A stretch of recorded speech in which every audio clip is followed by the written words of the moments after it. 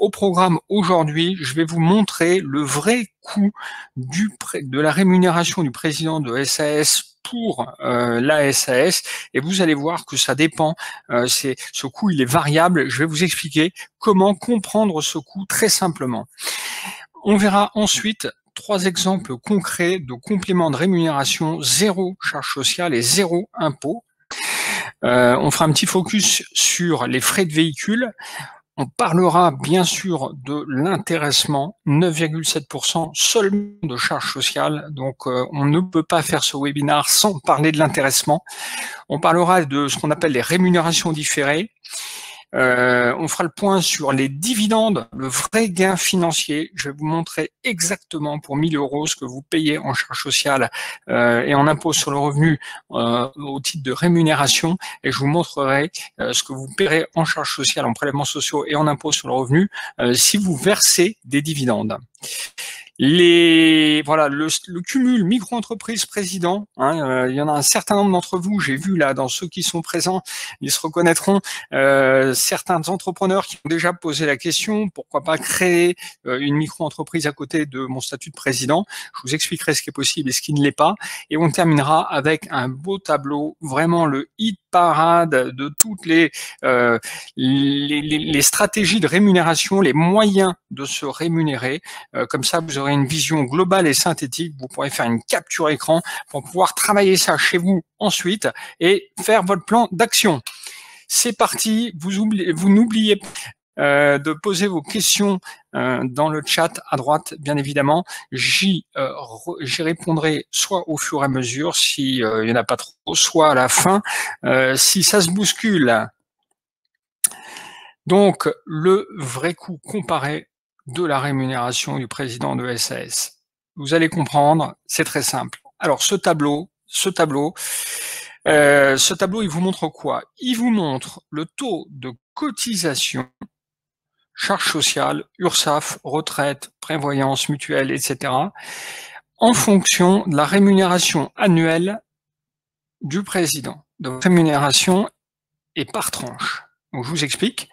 Très simplement, vous voyez que dans la première partie, de 0 à 41 136 € de rémunération brute par an, rémunération brute annuelle, eh bien, le taux de cotisation sociale du président de SAS, c'est 66,12% par rapport à son salaire net. C'est-à-dire que si vous versez 10 000 €, vous allez payer 16 000 €, au total 6 600 € de charges sociales. Donc ça, la première tranche, tant que vous ne dépassez pas un plafond de sécurité sociale, c'est-à-dire 41 136 €, eh bien, votre taux de charge sociale, c'est 66% de ce que vous mettez dans la poche. Ensuite, si votre rémunération, elle dépasse ce plafond, c'est-à-dire, par exemple, si elle est comprise à 70 000, 80 000, 100 000 €, vous allez payer 66% sur la première tranche, et ensuite, vous allez payer 30% sur la partie de votre rémunération qui est au-delà du plafond de la sécurité sociale, c'est-à-dire de 41 136 €. Et si jamais vous faites partie des quelques-uns qui arrivent à se rémunérer plus de 205 680 € par an, eh bien, au-delà de ce montant-là, votre taux de charge sociale, il est de 29,88%. Donc, retenez bien, jusqu'à 41 000 €, 66%, au-delà, 30%. D'accord? Donc, ça veut dire que vous comprenez bien que la stratégie n'est pas la même quand on est dans une situation où on doit se verser une rémunération pour vivre au quotidien et qu'on doit se verser une prime en fin d'année qui peut nous faire quelque part changer de tranche. Donc là, on est dans un système de tranches qui est exactement inverse à celui de l'impôt sur le revenu.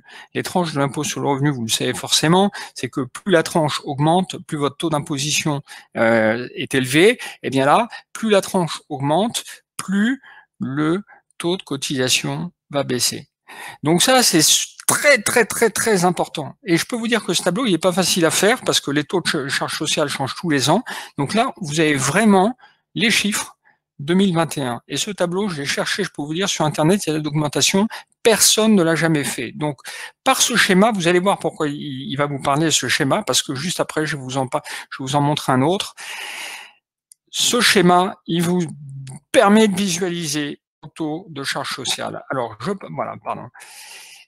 Maintenant, un tableau, pour ceux qui ont un cerveau un peu plus analytique, ça veut dire que pour une rémunération nette mensuelle en tant que président de SASU, de 1 000 €, vous payez 661 € de charge sociale. 2 000 €, vous allez payer 1 322, etc., etc. Donc, vous voyez que le taux finalement moyen de charge sociale, pour 10 000 €, il est de 52%. Vous allez payer 5 218 €. Alors, pourquoi? Vous savez, parce qu'en tant que président de SAS, vous êtes ce qu'on appelle assimilé salarié. Alors, les gens confondent souvent, c'est qu'ils disent, oui, mais moi, je suis président de SAS, je suis salarié. Alors déjà, non. Quand on est président de SAS, on n'est pas salarié. Salarié, ça veut dire qu'on a un patron. Ça veut dire qu'il y a un lien de subordination avec quelqu'un qui nous donne des instructions. Donc, quand vous êtes président de SAS, vous n'êtes pas salarié. Vous êtes assimilé salarié, c'est-à-dire que pour l'URSSAF et pour les caisses de retraite, elles vous considèrent comme presque un salarié, au niveau des cotisations sociales, mais pas au niveau du droit du travail, bien évidemment. Ça, c'est une petite parenthèse, mais c'est important de le souligner pour éviter cette erreur d'interprétation. Bon. La deuxième chose, c'est que vous êtes assimilé salarié, ça veut dire, il y a juste une différence au niveau des cotisations sociales, vous le savez, c'est que en tant que dirigeant, vous cotisez pas au Pôle emploi. Donc, votre taux de cotisation, il est un peu plus faible que celui des salariés. Celui des salariés, il est à peu près 7% plus élevé que les chiffres que vous avez là. D'accord? Donc, un salarié, il va payer à peu près 75% du net. Un salarié cadre va payer à peu près 75% du net, de son salaire net. Voilà. Donc, vous, souvenez-vous, tiens, je veux me faire une prime de 10 000 €, eh bien, ça va me coûter 66%, entre 66% et 52% selon la tranche dans laquelle vous vous situez. Voilà. Ayez ça en tête. Maintenant, pourquoi je vous disais comparer? Parce que regardez bien. Voilà. Là, c'est le tableau que je vous ai montré. Et maintenant, je vous montre le même pour les SARL EURL. Et qu'est-ce que vous voyez? Vous voyez que dans les SARL EURL, les taux de cotisation sont un peu plus bas. Enfin, ils sont surtout beaucoup plus bas jusqu'à un plafond de la sécurité sociale. 66% pour un président de SAS, 46% pour un gérant de SARL. Ça aussi, c'est des données rares, comme ça, comparatives. C'est simple, ça paraît simple, mais c'est difficile à mettre à calculer. Pour un dirigeant de SARL, il y a 20% de cotisation sociale en moins pour sa rémunération jusqu'à 41 000 € par an. Au-delà, dans la deuxième tranche, vous voyez que les taux sont pratiquement les mêmes. 30,70 pour le président de SAS, 30,20 pour le gérant de SARL EURL. Donc, pour des rémunérations plus élevées, la différence ne se fait pas. Et puis, par contre, au-delà de 5 plafonds de la sécurité sociale, regardez bien, pour la SARL, pour les gens qui espèrent vraiment une très très grosse rémunération, on descend à 21% de cotisation sociale, donc c'est très très faible dans la SARL EURL, alors qu'en SAS, vous êtes toujours à 30%. Donc, on gagne 10% presque sur les très hautes rémunérations et 20% sur les rémunérations classiques, enfin, les rémunérations jusqu'à 41 000. Et puis sur la tranche du milieu, c'est à peu près le même. Donc ça c'est très important. Pourquoi je vous parle de ça? Parce que évidemment, dans les moyens que vous avez en tant que président de SAS de baisser vos charges sociales, le premier, le plus simple, ça va être tout simplement, mais c'est pas aussi simple que ça, mais c'est peut-être de changer de statut juridique, de statut social, c'est-à-dire de passer de SAS à SARL. Donc, le tableau pour président de SASU, et je vous montre le même tableau pour le gérant de SARL, vous voyez que le taux moyen de cotisation sociale pour le gérant de SARL, c'est plutôt 46%, et puis pour des hautes rémunérations, on va tendre vers 39%, même moins que ça, on va tendre vers, on disait tout à l'heure, 22%, 21,5%. Donc voilà. Donc les cotisations sociales sont moins élevées, beaucoup moins élevées quand même quand on est gérant. Mais pour dire la vérité, c'est que c'est pas de l'argent qui est perdu ou de l'argent qui est jeté par les fenêtres, parce que la différence, elle se fait principalement au niveau des organismes de retraite. Et lorsque vous êtes président de SAS, eh bien, vous cotisez à des organismes de retraite qui sont plus généreux que ceux d'un gérant de SARL, gérant majoritaire de SARL. Donc, c'est pas de l'argent perdu, mais si votre priorité, elle est financière, c'est-à-dire d'avoir le maximum dans votre poche, là, en ce moment, parce que votre activité ne vous permet pas forcément de vous payer déjà, de préparer votre retraite, eh bien, à ce moment-là, il faut peut-être réfléchir à un statut de SARL-EURL. Voilà, donc ça, c'était le premier point. Bon, maintenant, on va parler des compléments de rémunération zéro impôt. Alors, zéro impôt, j'aurais pu marquer zéro charge. Le premier, donc si vous suivez mes webinaires, on en a déjà parlé, mais j'en reparlerai encore, parce que c'est vraiment ce que tout dirigeant d'entreprise doit se mettre en place, c'est le CESU, le chèque emploi service universel, qui permet maintenant depuis plusieurs années aux dirigeants de sociétés, quelle que soit la forme juridique, donc SARL ou SAS, SASU aussi, de se verser jusqu'à 1 830 € par an pour prendre en charge, pour payer les services au domicile. Donc par exemple, la femme de ménage, le jardinier, les travaux au domicile, les cours scolaires, le soutien scolaire au domicile pour vos enfants si vous en avez, etc., etc. Donc ça, c'est 1 830 € par an. Il faut bien évidemment que vous, en tant que président, vous ayez payé ces dépenses. Hein. Vous pouvez pas vous les faire. C'est pas un chèque qui vous est donné comme ça, sans qu'il y ait de justification à fournir. Mais si vous avez ces dépenses-là à la maison, eh bien, sachez que votre entreprise peut vous faire tout simplement un chèque, tout simplement. Il n'y a rien d'autre à faire. CESU, vous marquez votre nom en dessous, CESU, dirigeant d'entreprise. Vous, en cas de contrôle fiscal, il faut que vous soyez capable de justifier le montant que votre entreprise vous a versé. Donc, si par exemple vous avez 900 € sur l'année de frais de femme de ménage, eh bien, votre entreprise peut vous faire un chèque de 900 €. Voilà. Le fameux CESU, ça marche aussi pour les salariés. Si vous le faites pour vous et que vous avez des salariés, vous êtes obligé de leur proposer. Hein. Si vous le faites en tant que président, il faut que ça profite à tout le monde dans l'entreprise. Vous êtes obligé de proposer la même chose à vos salariés. Bon, les chèques vacances, c'est un peu la même chose. Il faut avoir au moins un salarié pour bénéficier des chèques vacances. Alors, ce qui est étonnant, c'est que oui, les dirigeants d'entreprise peuvent en bénéficier. Et le chèque vacances, c'est maximum 80% pris en charge par votre entreprise. Donc, c'est pas obligatoirement 80%, ça peut être 50% aussi.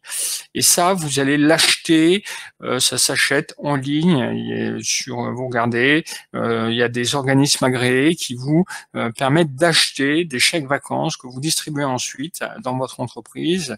Voilà, c'est aussi une façon de proposer des compléments de rémunération à vos salariés. Voilà, il faut qu'il y ait au moins un salarié. Hein. Donc le CESU, pas de salarié. Le chèque vacances, il faut qu'il y ait au moins un salarié. Donc regardez sur internet, vous trouverez, je crois qu'il y a 2-3 organismes agréés pour ça. Et ça paie non seulement les frais de déplacement, tout ce qui est train, je crois avion aussi, en France comme à l'étranger. Le tout, c'est qu'il faut voir quelles sont les compagnies agréées, mais enfin en général, ça vise assez large. La mutuelle, alors la mutuelle, à force de le connaître, quand on est ancien cadre, eh bien, c'est l'entreprise qui la paye, évidemment, une grosse partie en général. Et puis, on oublie que la mutuelle, c'est une façon de payer des dépenses perso. Parce que la mutuelle, quelque part, c'est elle qui va vous rembourser vos frais de médecin. C'est elle qui va vous rembourser vos frais médicaux, vos lunettes, vos dépenses du dentiste. Tout ça, évidemment, c'est des dépenses très personnelles. Donc, la première chose à mettre en place pour faire passer des dépenses personnelles sur votre société, eh bien, c'est la mutuelle. Voilà. C'est de la dépense que vous n'aurez pas payé vous à titre perso. Donc, ça peut paraître évident, mais on voit qu'il y en a beaucoup qui le font pas parce que c'est pas la priorité, que personne ne vous oblige à mettre en place une mutuelle. Donc, c'est un peu dommage de payer le médecin qu'on peut mettre en place une mutuelle. Voilà. Les frais de véhicule, un petit focus sur les frais de véhicule, simplement parce que on a fait des webinars qui sont dédiés à ça, donc nos webinars sur les frais de véhicule, sur que choisir, indemnité kilométrique ou véhicule de société. Bon, on pourrait y passer une journée là-dessus, mais moi, ce que j'essaie de faire, c'est de vous montrer les grosses tendances pour que vous sachiez que où vous situez en fonction des grosses tendances. Donc là, je l'ai synthétisé en 2 slides, c'est très simple, mais véhicule, donc indemnité kilométrique, ou est-ce que c'est à votre société de l'acheter? Si vous faites peu de déplacements, c'est-à-dire moins de 5000 km par an, vous, dans la plupart des cas, vous avez intérêt à faire acheter le véhicule par votre société. Bien sûr, ça dépend de la puissance fiscale. Bien sûr, ça dépend véhicule neuf ou véhicule d'occasion. Je vous donne la tendance. 2 km, si vous faites peu de kilomètres, c'est évident que c'est votre société qui a en général intérêt à le payer, le véhicule. Ça dépend aussi de la valeur du véhicule. Si vous faites plus de 5000 km par an, eh bien, vous aurez plutôt intérêt à vous verser des indemnités kilométriques. Ça, c'est la big picture, comme disent les anglo-saxons, le gros dessin. Je vous prends un exemple.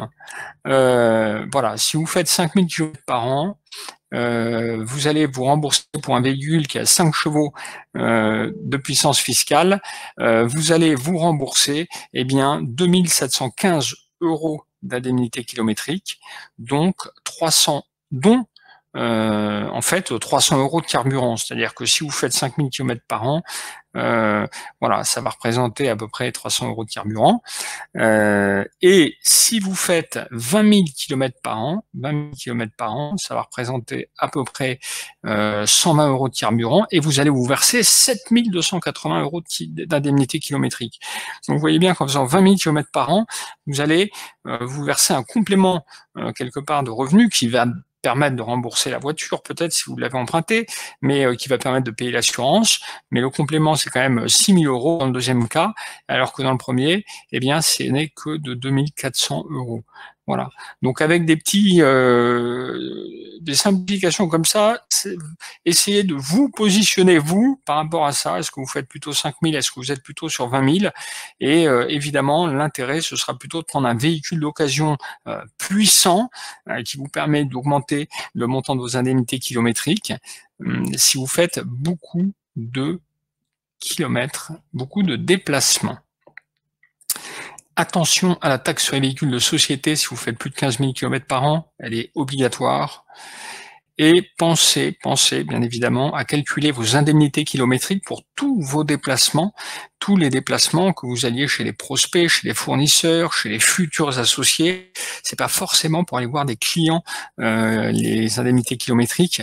Il faut vraiment que vous ayez une vision large de vos déplacements, c'est-à-dire que voilà, parfois on a des déplacements qui sont à la fois personnels, professionnels. Bon, eh bien, si on fait 100 km par-ci et que pour finir on va voir un cousin auquel on parle de s'associer dans la société parce qu'il pourrait nous filer un coup de main, ce qui était peut-être personnel se transforme en déplacement professionnel. Si votre cousin il devient associé ou s'il s'intéresse à votre société, on est clairement dans la sphère professionnelle. Voilà. Je vous en dis pas plus, je laisse pas à votre capacité d'imagination et d'observation pour mettre en place les bons automatismes. L'intéressement. Alors l'intéressement, souvent les gens pensent que l'intéressement c'est pour les grandes sociétés, c'est les boîtes du CAC 40. Pas du tout. L'intéressement, ça concerne toutes les entreprises, toutes les entreprises, lors qu'il y a au moins un salarié. Et l'énorme avantage de l'intéressement, c'est que c'est un complément de rémunération qui permet de baisser le niveau des cotisations sociales à moins de 10%, et qui est disponible immédiatement. Donc là aussi, les gens, souvent parce qu'ils ont bossé dans des grandes boîtes, pensent que l'intéressement c'est forcément bloqué. Pas du tout. L'intéressement c'est disponible à la fin de l'année, voire même dans certains cas, ça peut être distribué en cours d'année. On fera un webinaire là-dessus, on fera peut-être même une formation. Mais sachez-le, l'intéressement, systématiquement, si vous avez des salariés, pratiquement, il faut le mettre en place. Moi, je le recommande systématiquement parce que ça, c'est une optimisation facile. Mettre en place un contrat d'intéressement, c'est facile. Vous pouvez presque le faire tout seul, vous pouvez le faire tout seul. Aujourd'hui, il y a des outils très bien faits. Allez voir sur servicepublic.fr, contrat d'intéressement, vous verrez qu'on vous propose des contrats d'intéressement en ligne, c'est gratuit, et que toute la démarche, je vous ai expliqué, très simple, et vous, en tant que dirigeant, vous pouvez en bénéficier. C'est pour ça que je vous en parle.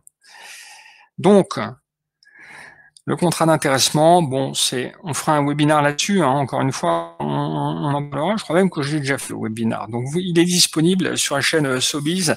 Je l'ai fait, ça dégrossit bien le sujet. Avantage, 1, le niveau des charges sociales. 2, pas d'impôt sur le revenu, du coup, s'il est bloqué. Donc, les charges sociales, c'est acquis 9,7%.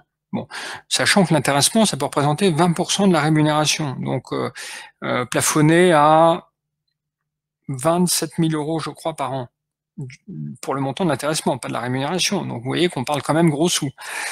Donc 9,7% au lieu de 66%, juste comme ça fait 55%. Sur 10 000 €, ça fait 6 000 € quand même à gagner. Hein.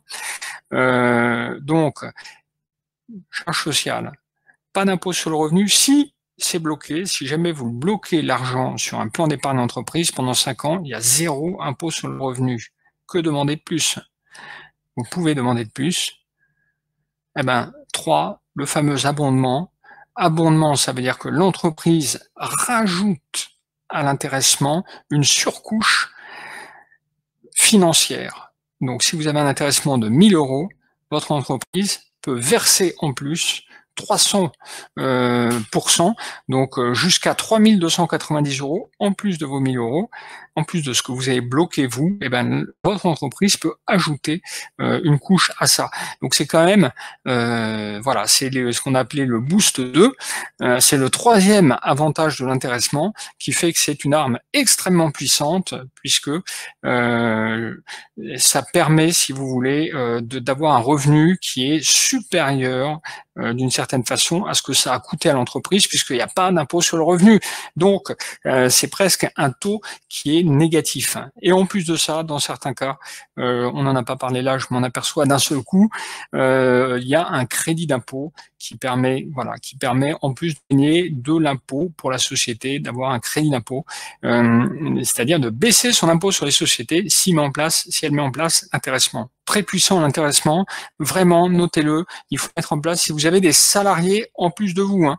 C'est pas le salarié, vous n'êtes pas considéré comme un salarié, vous, encore une fois. Donc il faut avoir au moins un salarié qui peut même être à mi-temps, et bien sûr, si vous en profitez vous, eh bien le salarié doit pouvoir en profiter.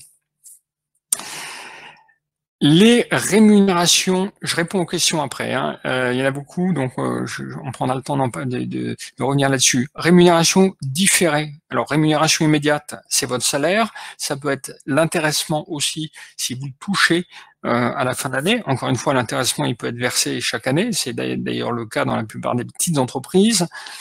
Elles utilisent assez peu le blocage, donc elles sont distribuées tout de suite et imposées tout de suite, et distribuées malgré tout, donc immédiates. Alors, rémunération différée, ça veut dire quoi? C'est notamment tout ce qui concerne la retraite, c'est-à-dire c'est une rémunération que vous allez quelque part vous verser, mais au lieu de la toucher maintenant, vous allez la toucher plus tard. Plus tard, ça veut dire en général au moment de la retraite. Donc, l'avantage des rémunérations différées, comme le contrat de retraite, les contrats de retraite qui sont facultatifs, bien évidemment, les compléments de retraite, c'est que cet argent que vous allez mettre de côté, que vous allez mettre dans la compagnie, que vous allez donner à une compagnie de retraite, à une caisse de retraite, eh bien, cette rémunération, déjà, elle va être placée, souvent en bourse. Sur le long terme, ça gagne de l'argent. Elle est totalement exonérée de charges sociales. C'est votre société qui paye, par exemple, 1 000 €, contrat de retraite. Cet argent, il va sur un contrat. Dans le temps, vous l'oubliez, mais il travaille. Puis le jour où vous prenez votre retraite, tac, l'argent vous est versé. Pas de charge sociale sur cet argent. Donc c'est bien de l'argent qui à la base était dans la caisse de votre société et qui arrive dans votre poche. Pas de charge sociale là-dessus. C'est plutôt pas mal. C'est de la rémunération différée. Donc ça, il faut y penser. Bon, c'est pas une priorité. Souvent, surtout quand on lance son entreprise, mais si une fois que vous avez atteint votre rythme de croisière, que vous voulez vraiment optimiser votre rémunération différée, faut en parler. Bien évidemment, 100 déductible du bénéfice de votre société, elle paye pas de charges sociales dessus et en plus, elle paye pas d'impôts. Lorsque vous toucherez, évidemment, ces sommes, comme toutes les pensions de retraite, elles sont soumises à l'impôt sur le revenu. Mais quand vous toucherez ça à la retraite, ben, votre taux d'imposition sur le revenu, en général, il n'est pas aussi élevé qu'il est aujourd'hui. Donc, vous avez moins de charges, moins de personnes à charge, etc. Donc, finalement, vous êtes vraiment, vraiment gagnant. C'est vraiment des choses qu'il faut, là aussi, il faut le regarder.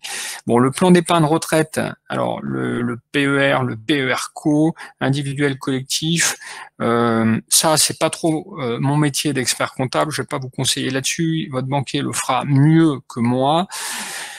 Je vous dis que il faut le regarder. Ça dépend de votre situation. Je peux pas. C'est pas systématiquement, il faut pas systématiquement le mettre en place, hein, c'est au cas par cas, mais c'est une façon. On va schématiser aussi, mais regardez, hein, regardez bien, je vais grossir le trait.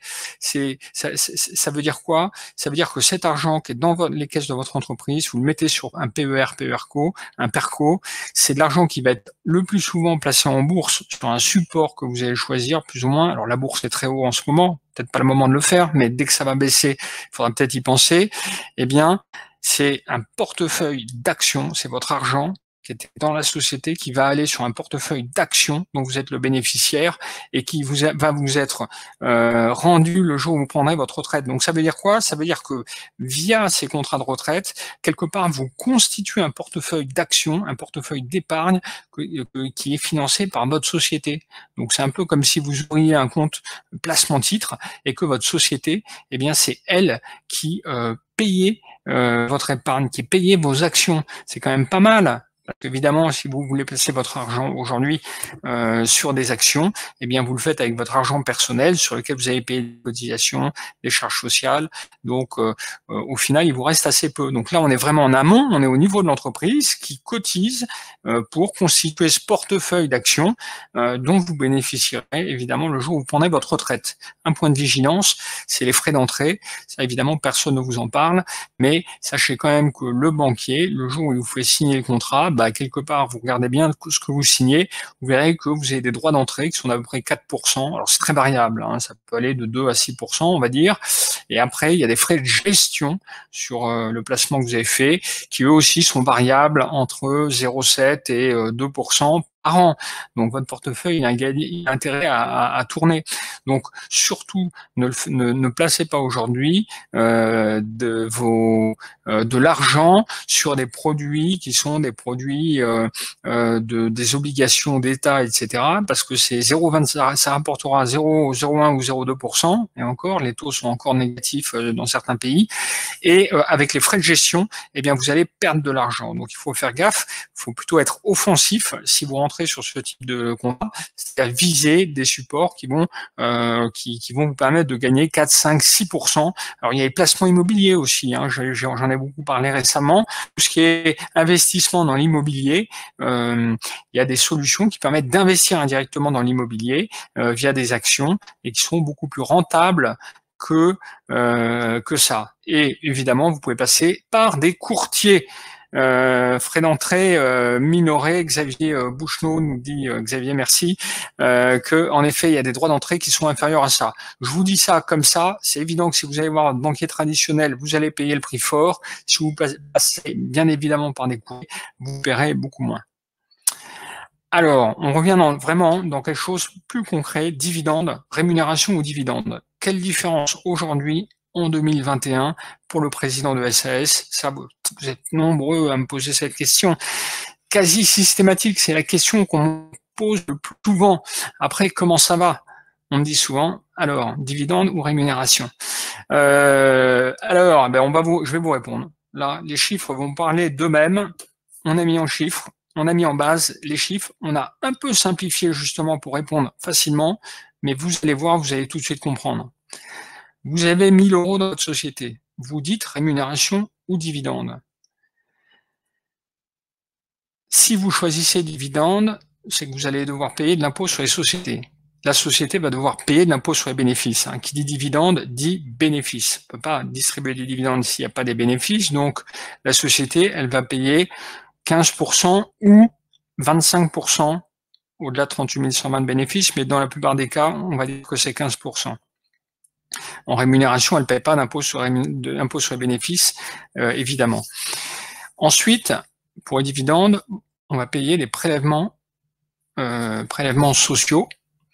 Donc c'est 17,2%, ça c'est le bénéficiaire, donc vous, en tant que bénéficiaire qui allez les payer, et en tant que dirigeant de SAS, vous allez payer à peu près 66% du net, 66% du net, donc pas de l'enveloppe de base, donc c'est 398 euros là, 398 euros de la rémunération nette, 398 euros d'à peu près 602 euros, voilà.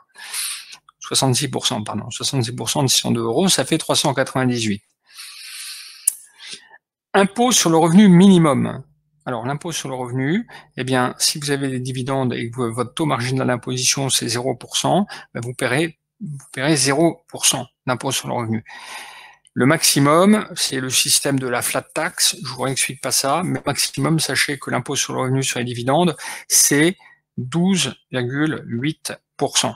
C'est comme ça pour le moment. Donc, ça veut dire qu'au global, les dividendes, vous payez maximum 30% de flat tax, 30% charges sociales et impôts sur le revenu. Rémunération de dirigeants, vous allez payer, si vous n'êtes pas imposable, 0% d'impôt sur le revenu, et puis si vous êtes imposé au maximum, vous allez payer, après l'abattement de 10%, vous allez payer 249 euros. Donc, dans le meilleur des cas, dividende, il vous reste 704 euros dans la poche. Dans le meilleur des cas, rémunération du président de SAS, il vous reste 602 euros. Et dans le pire des cas, je vous prends les deux extrêmes, côté dividende, dans le pire des cas, vous avez payé la flat tax, il vous restera 595 euros sur les 1000 de départ, et rémunération de SAS, il vous restera 353 euros. Là, ça veut dire que vous aurez payé les charges sociales et que vous avez un taux d'imposition marginal maximum, 46%, évidemment, c'est le pire des cas, vous n'êtes pas nombreux dans ce cas-là, mais voilà, sachez-le. Donc vous voyez que vous soyez dans le meilleur des cas ou dans le pire des cas, les dividendes sont toujours plus intéressants. Ce qui ne veut pas dire qu'il faut faire 100% dividendes. Ça ne veut pas dire qu'il faut faire 100% dividendes. Je vous explique tout de suite. Mais retenez bien, faites une capture écran, ça c'est important. C'est un tableau aussi qui est très important, qui vous permet vraiment de savoir où va votre argent, de mesurer. Alors oui, c'est un peu déprimant, Edouard, mais c'est comme ça. Et c'est pour ça qu'on a des hôpitaux, etc. C'est pas le sujet d'aujourd'hui, mais c'est comme ça. Oui, c'est assez élevé, mais la plupart des gens ne savent pas qu'on en est là. Ça, c'est vraiment des chiffres simples. Je suis très content de votre réaction. Ça veut dire que mon tableau, il est clair et il parle. C'est la réalité des chiffres. Les chiffres parlent d'eux-mêmes. Maintenant, qu'est-ce qu'on fait? Alors attention, les dividendes sont plus intéressants. Est-ce que ça veut dire qu'il faut basculer 100% dividendes? Non, non, non, non, surtout pas, surtout pas. Les dividendes ne donnent aucun droit social. Donc l'argent qui est payé sur l'imposition des dividendes, ça vous apporte zéro en termes de retraite, d'allocation familiale, d'assurance maladie, etc. C'est de l'argent qui est vraiment perdu. Alors que, à contrario, en tant que dirigeant sur votre rémunération de dirigeant, eh bien, vous cotisez au système, vous faites tourner vos compteurs, vous faites tourner votre protection sociale, donc quelque part, vous créez de la protection sociale. Donc, c'est pas tout à fait, il faut pas avoir une approche trop comptable, entre guillemets, purement comptable du sujet. Donc, la bonne solution, là aussi, j'ai fait des webinaires spécialement sur ce sujet. Hein. Regardez sur la chaîne Sobiz, vous les trouverez. La bonne stratégie, là aussi, je tire une tendance. Hein. Après, il faut affiner au cas par cas. Mais versez-vous déjà des rémunérations versez-vous des rémunérations et des compléments de rémunération, constituez-vous à peu près une enveloppe de 45 000 € pour un célibataire. Ce dont vous avez besoin pour vivre et sur le long terme, eh bien, préparez votre retraite par rapport à votre besoin pour vivre. Si votre besoin pour vivre, c'est 90 000 € par an, il faut que vous mettiez sur cette tendance. Donc, vous versiez une rémunération qui demain vous permettra d'avoir une retraite qui sera proportionnelle à votre train de vie. Si au contraire, votre train de vie, c'est 20 000 € par an, ajustez tout à 20 000 €. Hein. Mettez-vous sur un rythme de croisière rémunération à 20 000 €. Et simplement au-dessus, là, lorsque vous voulez prendre une prime, lorsque vous voulez vous verser plus pour faire un investissement, pour acheter une voiture, pour investir dans l'immobilier, pour votre résidence principale, alors là, vous versez des dividendes. Mais bâtissez votre stratégie d'abord pour couvrir vos besoins courants avec votre rémunération et pas forcément avec vos dividendes. Tout dépend, bien évidemment, de l'âge. C'est au cas par cas. Là, je tire des grosses tendances pour que vous voyez un peu les lignes de fond. Hein. L'objectif de mes webinars, c'est de vous monter les lignes de fond et après d'affiner. Mais si vous comprenez bien quelle est la direction principale, quelle est la ligne de fond, ce sera plus facile pour vous après de prendre votre décision, de faire votre décision. Allez, on termine avec ce sujet, SASU, micro-entreprise. Donc évidemment, c'est la bonne idée. La bonne idée, c'est-à-dire, c'est de se dire, bah oui, mais micro-entreprise, je paye 66%, puis SASU, j'ai vu que le taux, c'était 22%. 22% de cotisation. Donc pourquoi est-ce que, à côté de ma SASU, je ne créerais pas une petite micro-entreprise dans laquelle je mettrais l'argent, et puis je prendrais sur la micro-entreprise pour me rémunérer, et puis je laisserai dans la SASU l'argent dont j'ai pas besoin pour vivre. Ça, évidemment, vous êtes aussi nombreux à y avoir pensé. Donc, contrairement au SARL où c'est pas possible, dans la SAS, c'est possible. Donc, mais attention, c'est un peu risqué. Je vais vous expliquer. Si vous faites ça uniquement pour payer moins de cotisations sociales et pour payer moins d'impôts sur le revenu, parce que en micro-entreprise, vous pouvez bénéficier aussi dans certains cas d'un impôt sur le revenu qui est égal à 2,2% du chiffre d'affaires. Donc c'est très très très intéressant. Vous risquez l'abus de droit. Un abus de droit, c'est quoi? Un abus de droit, c'est quand on met en place une stratégie, un dispositif parfaitement légal, uniquement pour payer moins d'impôts. Eh bien, le droit français ne vous permet pas aujourd'hui de mettre en place certains systèmes uniquement pour contourner l'impôt. Voilà, c'est ce qui s'appelle l'abus de droit. Donc, c'est-à-dire d'utiliser des textes de loi dans le seul but d'effacer vos impôts. Bon, c'est comme ça, il y a des pays où ça n'existe pas. Encore une fois, c'est la France, c'est comme ça. Il y a ce fameux abus de droit. Donc, il y a des pays dans lesquels vous pourriez dire, bah oui, mais attendez, il y a une loi qui existe qui permet d'être micro-entrepreneur. Je vois pas pourquoi moi, en tant que président, je peux pas utiliser cette loi, puisque elle est accessible à tout le monde, cette loi. Elle doit s'appliquer pour tout le monde. Ben, en France, on a cette disposition. Abus de droit. Donc, si la micro-entreprise, elle est créée pour payer moins d'impôts sur le revenu, vous faites redresser et ça peut faire très très mal. Donc, pour le faire, il faut bien le faire. Ça veut dire quoi, bien le faire? Ça veut dire que c'est possible à une condition, c'est que vous ayez des activités qui soient vraiment distinctes. Donc, je vous prends un exemple concret. Un dirigeant d'une société qui faisait du transport que je conseillais, qui avait une passion, c'était les brocantes.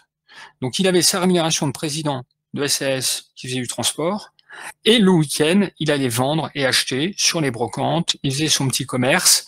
Alors, c'était pas des gros montants, mais ça lui permettait, il avait son statut de micro-entrepreneur à côté de son statut de dirigeant, tout simplement parce qu'il avait cette activité d'ailleurs qui était un peu une passion.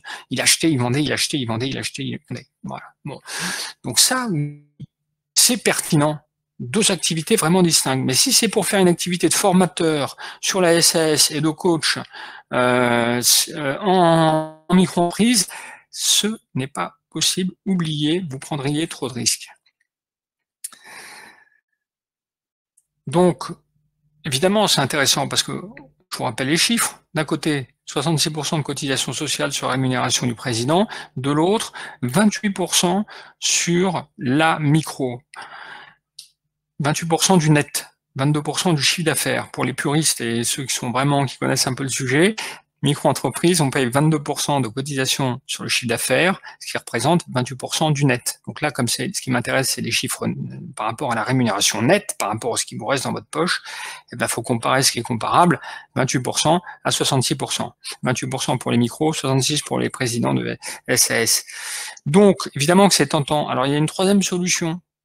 Troisième solution, c'est le SMIC. Alors, le SMIC, ça aussi, peu de gens le savent, mais l'énorme avantage du SMIC, c'est que depuis, Sarkozy avait déjà dit, zéro charge, rémunération, zéro charge patronale sur le SMIC. En fait, c'est pas tout à fait vrai. Il y a à peu près 6% de charge patronale sur le SMIC. Ça veut dire quoi? Ça veut dire que pour un net de pour un net de 1000 euros, eh bien, l'entreprise va verser aux organismes sociaux 340 euros au titre des cotisations salariales principalement et un tout petit peu au titre des cotisations patronales. Donc, vous voyez que d'avoir un salarié au SMIC, eh bien, ça permet vraiment de se rapprocher du statut de micro-entreprise. Et donc, souvent, je vois des entreprises où, pour finir, en discutant de l'activité, le dirigeant me dit, bah oui, mais mon conjoint, etc. Puis je m'aperçois que le conjoint travaille dans la boîte et n'est pas rémunéré. Eh ben, allons-y.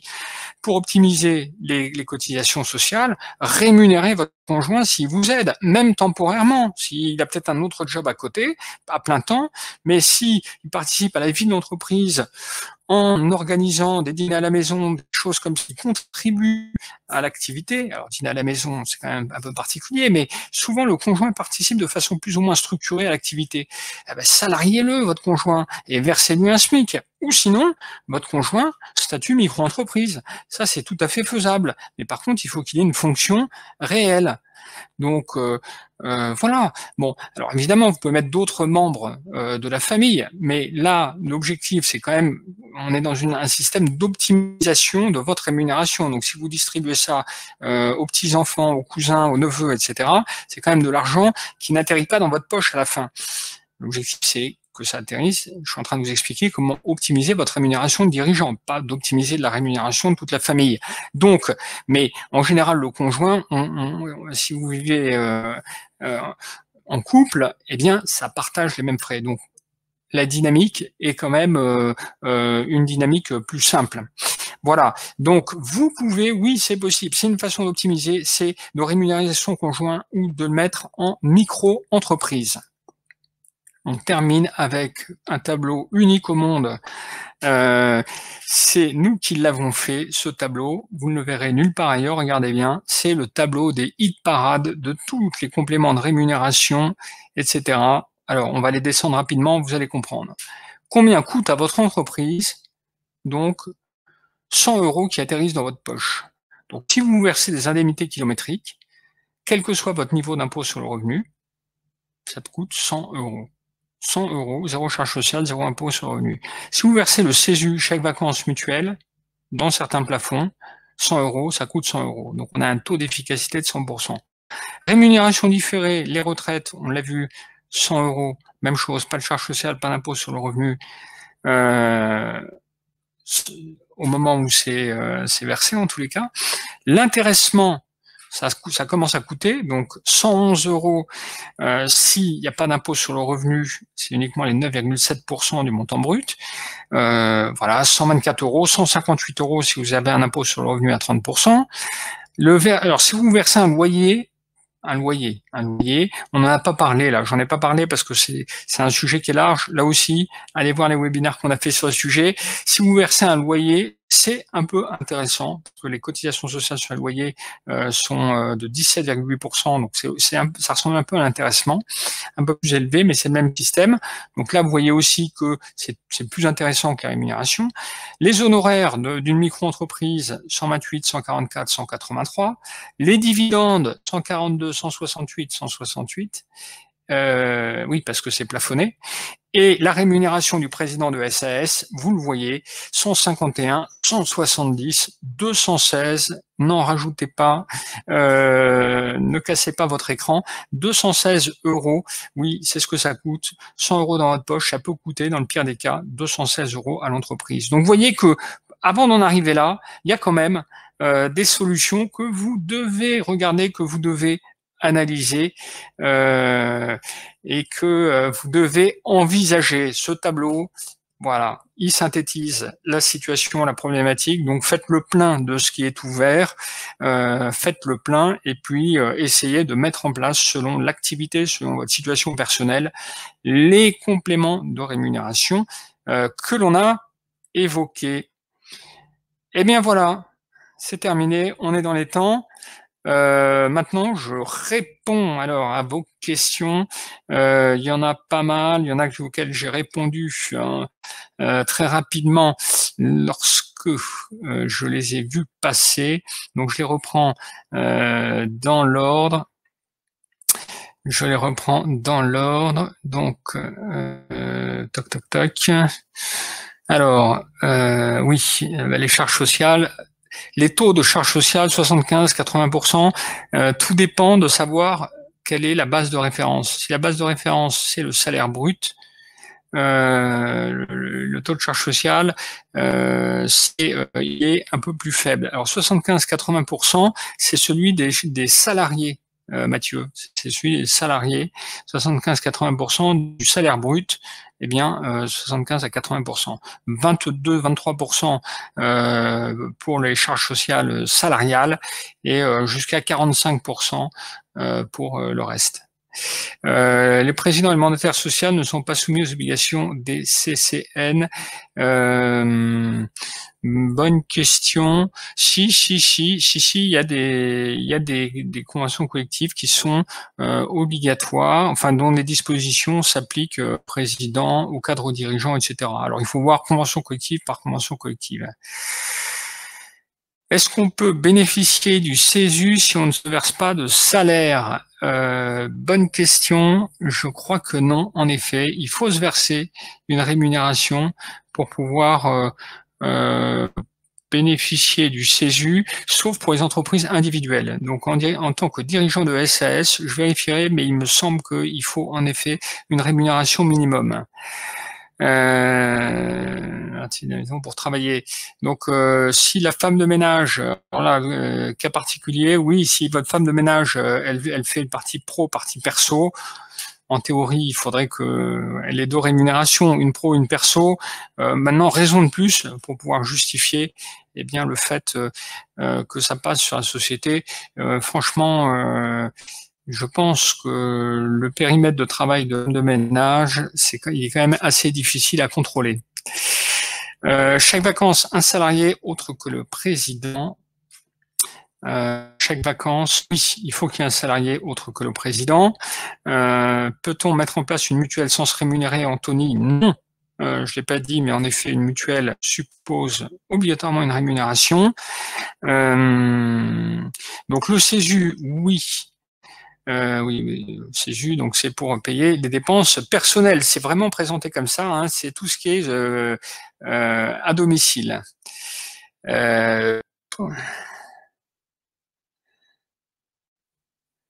Oui, c'est vis-à-vis du fisc. Alors, pour le véhicule payé par la société, quand on se déplace très peu dans le cadre de son activité pro, est-ce qu'on prend beaucoup de risques vis-à-vis du fisc? Beaucoup de risques, franchement, je vous dirais non, parce qu'en fait, le fisc vient pas trop regarder, demander quelles sont vos dépenses. Alors c'est souvent le problème des Parisiens ou des gens qui habitent dans les grandes métropoles, c'est que on se dit bah tiens, je prends un véhicule, puis pour finir, c'est vrai que la semaine je n'utilise pas énormément mon véhicule puisque il y a le métro, puisque j'habite au-dessus de mon bureau, etc., etc. Donc, le fisc, je n'ai en 20 ans, même un peu plus, jamais vu de redressement fiscal de ce fait-là. Par contre, ce que le fisc n'aime pas, c'est quand il y a un dirigeant seul dans une société et qu'il y a 3 véhicules sur la société. Donc, les véhicules, c'est un par personne intervenant dans la société. Donc, ça peut être le cas si les dirigeants, s'il y a des co-dirigeants qui ne sont pas salariés, eh bien, ça peut justifier plusieurs véhicules, mais en général, voilà, faites attention, ne mettez pas plusieurs véhicules sur la société si vous êtes tout seul. C'est surtout ça que le fisc va pas aimer. Voilà. autres, le courtier en assurance, on en a parlé. Du coup, quand on se rémunère en dividende, on paye 2 fois l'IS. Non, on paye 2 fois l'impôt. Il y a la société qui paye de l'impôt sur les sociétés, oui, et vous payez l'impôt sur le revenu. Donc, quelque part, le dividende est taxé 2 fois. C'est un peu vrai, c'est ça, vous avez bien compris. Le dividende est taxé 2 fois. Aujourd'hui, il est malgré tout beaucoup moins qu'à une certaine époque, qui n'est pas très si éloignée que ça, où les dividendes étaient vraiment, c'était terrible. Ça atteignait parfois 74%. Donc c'était vraiment un massacre. Ce temps-là est malgré tout révolu, très révolu, parce qu'encore une fois, 30% de flat tax, même s'il y a de l'impôt sur les sociétés avant, ça reste malgré tout financièrement, vous l'avez vu, assez intéressant. Donc payer les charges, donc payer les charges dans le vide. Oui, tout à fait. Les dividendes, les charges ne servent à rien. Alors ça dépend de l'âge du dirigeant. Alors, concernant les paradis fiscaux, en effet, la France n'est pas forcément le meilleur paradis fiscal, encore que, je le dis, je le redis, la holding est un paradis fiscal en soi, si vous êtes plutôt jeune. On va faire un webinaire sur le sujet, surveiller les calendriers, moins de 40 ans, pourquoi vous devez absolument créer une holding. Je vous partagerai ma propre expérience, vous verrez que la holding, c'est quand même une chose à mettre en place et c'est un véritable paradis fiscal. Donc la France n'est pas un paradis fiscal, pas tout à fait, mais il y a quand même quelques stratégies qui permettent d'échapper totalement, pratiquement à l'impôt, pratiquement totalement, mais quand on se débrouille bien, vraiment, on peut tomber à des niveaux de fiscalité et d'impôt sur le revenu, même sur des très gros gains qui sont sous la barre des 30%, tout confondu. Voilà. Et si l'argent reste dans la holding, on est à moins de 5% de taxation. Donc malgré tout, la France, pays de services, pays qui taxe beaucoup, c'est vrai, mais pays dans lequel il y a aussi des opportunités. Voilà. Écoutez, donc c'était l'objet de ce webinaire, de vous montrer les opportunités sur les rémunérations. J'espère que vous avez appris des choses, j'espère que vous avez progressé. N'hésitez pas à vous inscrire au prochain webinaire ou à vous inscrire sur cette chaîne YouTube si vous regardez ça en